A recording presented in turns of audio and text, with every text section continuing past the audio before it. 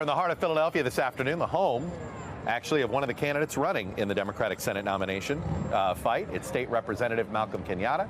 In fact, his district is just a little north of where I am right now. Kenyatta is trailing Fetterman and Lamb in most of the polling we've seen, but his supporters say he's in touch with what voters want and speaks to more real-life experiences, particularly of younger and progressive voters on the ground. Take a listen.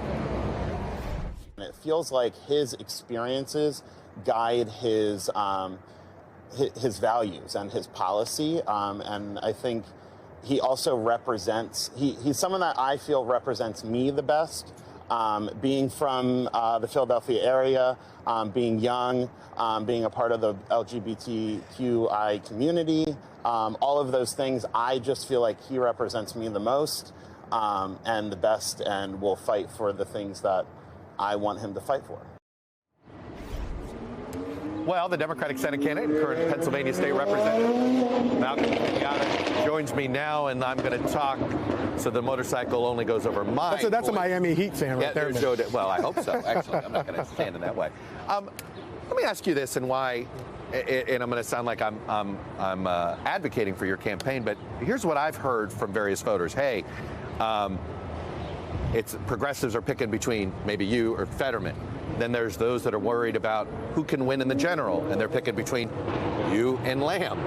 There's a common denominator here. Why so far do you feel like you've not been able to fuse the progressive electability argument? Well, you know, I think so much of this race has been about trying to handicap who's going to win and not enough about who should and why. In this moment, it's not going to be about what the pundits say, this flawed idea that the race has been about two white guys from Pittsburgh and that only they are electable in this race. If we do not have record turnout in places like Philadelphia and southeastern Pennsylvania, we will lose. We have somebody running from Philadelphia and myself who has spent every single day talking about what I'm going to do to deliver for working families and why it matters to have somebody who's not just asking for folks' votes, but who understand their life. I grew up in a working class family here in North Philly. My parents separated when I was young, got my first job at 12, washing dishes to help my mom make ends meet, moved 6 different places by the time I graduated high school, buried both of my parents by the time I was 27, and have been talking about things that I know and things that voters know here in southeastern Pennsylvania, but also all across the Commonwealth. You said something to me off camera that others have said to me on this trip too. They're like, so many Democrats don't understand Pennsylvania. That's right. You were saying basically really at the Democratic consultant class, probably more so than most. Explain. You know what, if you are a cynic, there's always a job for you in politics.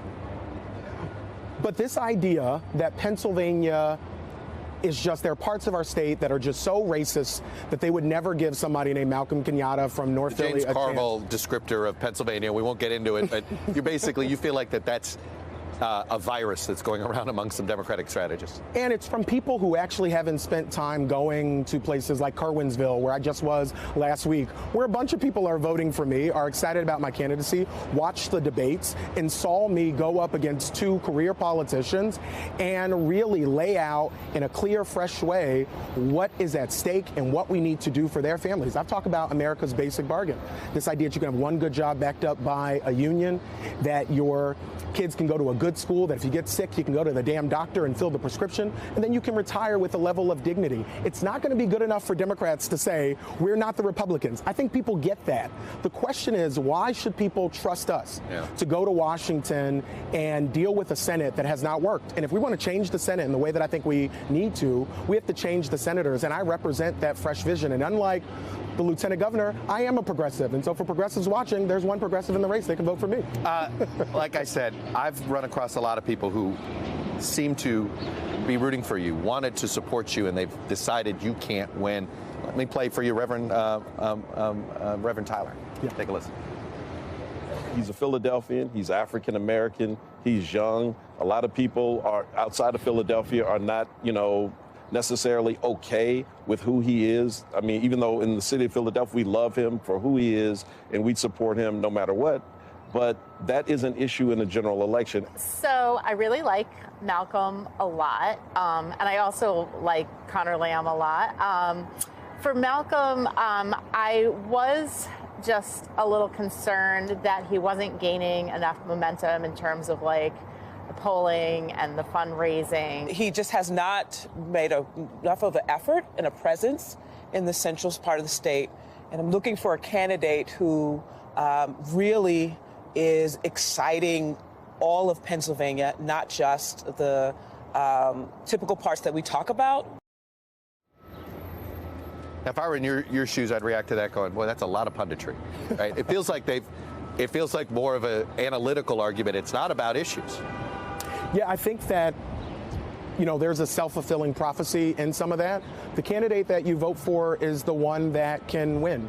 And in this moment where there's so much at stake, the real question is who, when this election is over, when you're not coming here to talk about Pennsylvania politics for a little bit and the election is over, people need to ask the question of who do they trust to actually go to the Senate and be a productive disruptor to the status quo and to actually fight for them. People know that if they want somebody who's going to be a champion for working class people, there's one working class person in his race. His name is Malcolm Kenyatta. You can go to my website and support our campaign and vote for me in 6 days.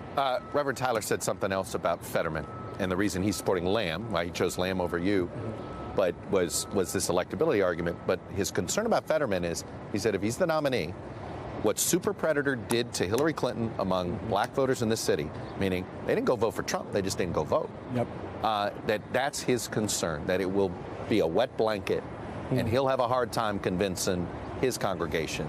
You may, if you're not the nominee, have a hard time convincing your fellow Democrats to do this. Is he right? You know, if people go look at the debates, I was very clear to the lieutenant governor that what he did was wrong.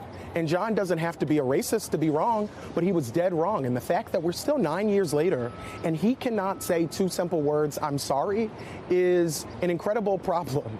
But if folks look at the support that we've earned, the woman who replaced him as mayor of Braddock endorsed me, okay? And I was just in Braddock 2 weekends ago. And if you go around Braddock, outside of just that one little block that it feels like a lot of people go to, you'll see a lot of Malcolm Kenyatta signs. And so I think folks who've been covering this race have done a real disservice by, frankly, not covering my campaign that much and deciding a long time ago that this race was only about 2 people from Western Pennsylvania. This is going to be about what happens here in places like Philadelphia. And there's a reason that the president trusted me to be a voice and face of his campaign all across the country. And he wasn't just asking me to go to black churches, okay? He was sending me to rural Iowa again and again and again, where they never met somebody named Malcolm Kenyatta from North Philadelphia. But people understood that I was the person who can speak with a level of urgency and authenticity about what is broken. The Republicans on the other side are out of state, they're out of touch, they're out of their damn minds. And what people want is somebody